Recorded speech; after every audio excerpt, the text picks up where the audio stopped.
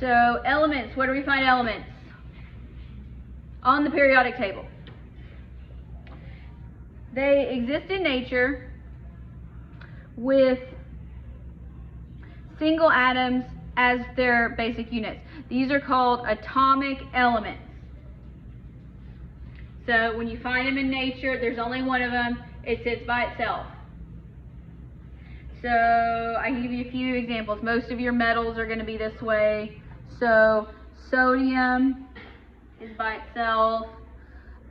Neon is by itself. Carbon is by itself. Magnesium is by itself. Most of them are going to fall this way. Potassium stays by itself. Now, this is going to seem a little strange, but you also have elements that exist as molecules. We call them molecular elements. So a molecular elements do not normally exist in nature with single atoms as their basic unit.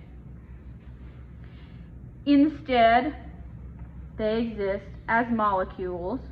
However, so a molecule is two or more atoms that is bound together. The two or more atoms in a molecular element, the atoms are going to be of the same element that's stuck together. So if we turn the page, here's some examples with space filling and ball and stick models.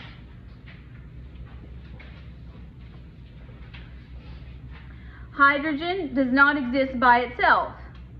It exists as hydrogen gas, which is H2. So this is a molecule, but it's a molecule of one element. So that's why I call it a molecular element.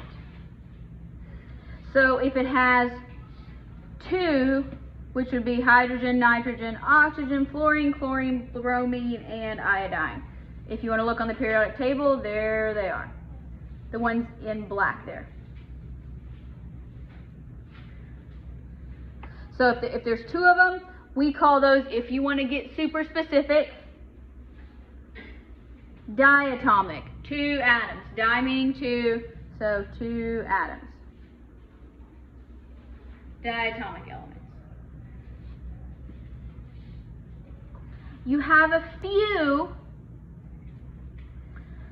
that would be phosphorus, sulfur, and selenium that have more than two of the same element that's stuck together. If you have more than two, we don't get real specific. We just call those polyatomic elements. So phosphorus and sulfur are the most common ones of those. Diatomic elements will be complete.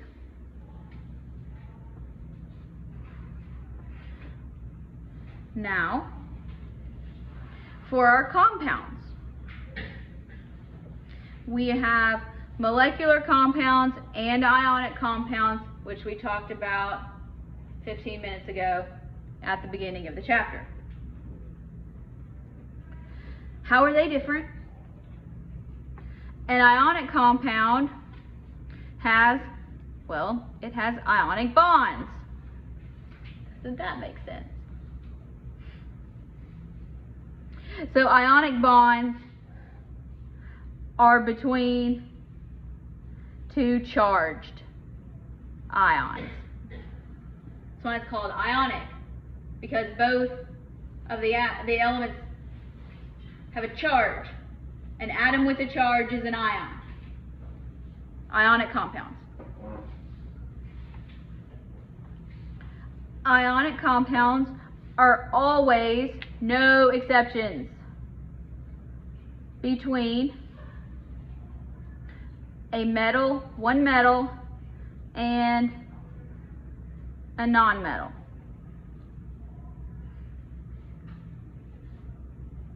So it is very important that you can look at your periodic table and find an element and say, is this a metal or is it a non-metal? Okay, you got to be able to do that. That's going to be the first step. We talked about that already. I put questions on it on the test. Most of you got them right. Now, the basic unit is called a formula unit. We don't actually call it a molecule, but it's technically called a formula unit. And these formula units make large crystals. So think of table salt. It looks like a crystal, right? It's kind of shiny. Okay. That is a large crystal. More to come on that later. Much later. Now, a molecular compound. It has covalent bonds.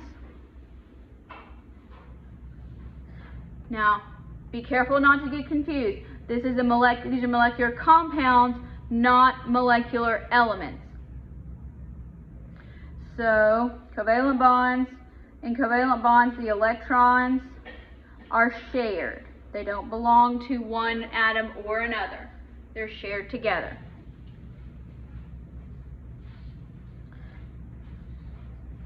A molecular compound always has two or more nonmetals. So if there is not a metal in it, it's a molecular compound. So two nonmetals, that means different elements. Different elements are involved here. And the basic unit is a molecule, so that's not a surprise.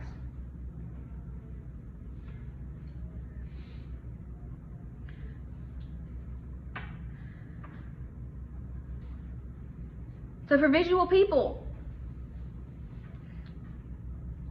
these are shapes, the best I could find on Word. So our two elements are A and B, so triangles and squares. They're going to form a molecular compound that is A2B. Let's do that first. So let's draw what it looks like. So how many B's do we have?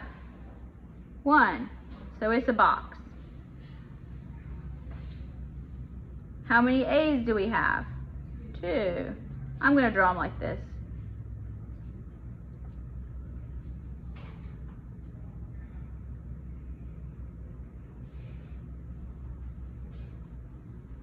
So when we talk about drawing actual structures and such, it's important to note that these are connected to each other, but note these triangles are not connected. They're not making a circle here. That if you want to talk about making circles, take organic. But most of ours are not going to make circles. We're not making rings and circles. Now our two other elements are C, which is a circle, and D, which is a diamond, and they're going to form an ionic compound that's going to have the formula CD. So here we're having electrons that are shared. So this is our molecular. What are the electrons doing in an ionic compound? They're transferred, that's right. Yes, so they're transferred. So I'm going to say CD. I'm going to say this one's going to be the positive one and that's going to be the negative one. You can switch yours if you want to. It doesn't specify. Out of convention, that's how I'm going to do it. So my circle here is going to be positive. And my diamond is going to be negative. They're right up on each other. And they're held together by the positive-negative attraction. So there's no real lines in between them. If you want to draw an extra electron here, you can. You don't have to. But that's a way to visually represent some of these. So let's look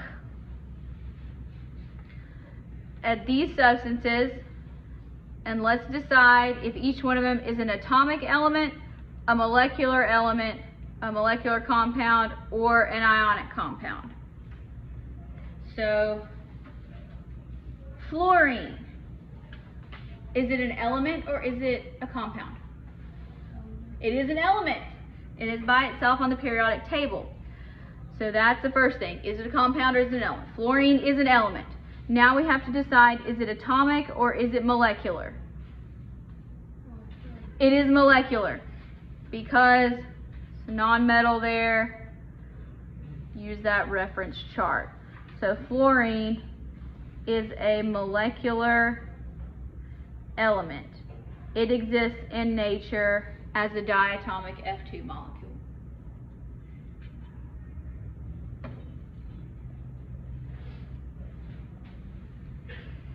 All right, how about this one? Dinitrogen monoxide, N2O. Is it an element or is it a compound? It is a compound. So now we have to decide, is it molecular or is it ionic? So let's look on the periodic table. Nitrogen. Is nitrogen a metal or a non-metal? It is a non-metal. What about oxygen? Is it a metal or a non-metal? It's a non-metal. Okay, so we have two non-metals. So this is a non-metal, this is a non-metal. So what kind of molecule is it? It is a molecular compound.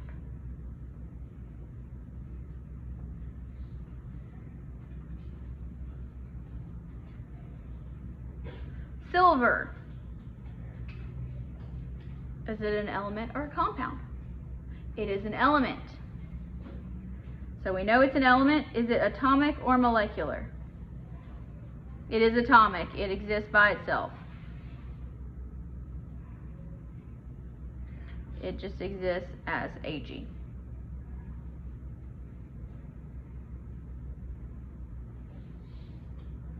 All right. Potassium oxide. Is it an element or a compound? It is a compound.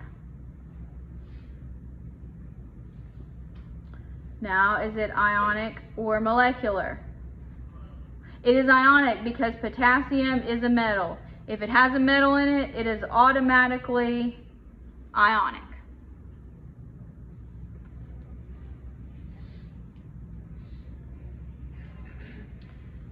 Next one, iron 2 oxide. Is it an element or a compound? It is a compound. Ionic or molecular? Ionic. Which one is the metal? Iron. Iron is the metal. Last one, Cl2. Element or compound? It is an element. And is it atomic or molecular? Molecular, because there's more than one of them.